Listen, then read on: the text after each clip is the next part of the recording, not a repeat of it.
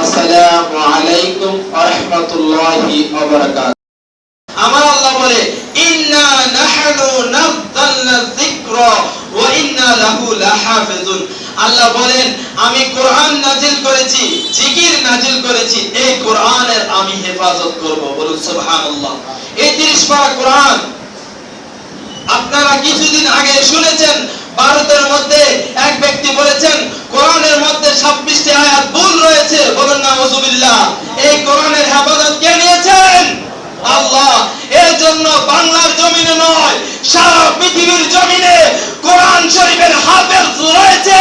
পৃথিবীর মধ্যে যত ধর্ম রয়েছে কোন ধর্মে গ্রন্থের হাফেজ নাই, কিন্তু আমার আল্লাহ রাব্বুল আলামিন বুঝিয়ে দিলেন ইন্না নাহনু নাযালনা যিকরা ওয়া ইন্না লাহু লাহাফিজুন। এই কোরআন, এই উপদেশ আমি নাজিল করেছি, এর হেফাজত আমি আল্লাহ করব।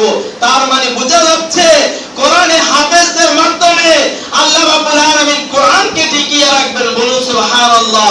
এখন আপনি যদি প্রশ্ন করেন পৃথিবীর মধ্যে যত কোরআন আছে আপনি যদি সাগরের মধ্যে ভাসিয়ে দেন, আগুন দিয়ে জ্বালিয়ে দেন, তাহলে কোরআনের কি আর অস্তিত্ব থাকবে?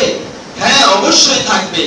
যারা হাফেজ, যারা আলেম, যারা হাফেজ, তারা লিখতে পারে আলহামদুলিল্লাহি রাব্বিল আলামিন আর রহমানির রহিম মালিকি ইয়াউমিদ্দিন ইয়্যাকা না'বুদু ওয়া ইয়্যাকা নাস্তাঈন ইহদিনাস সিরাতাল মুস্তাকিম সিরাতাল লাযীনা আন'আমতা আলাইহিম غير المغضوب عليهم ولا الضالين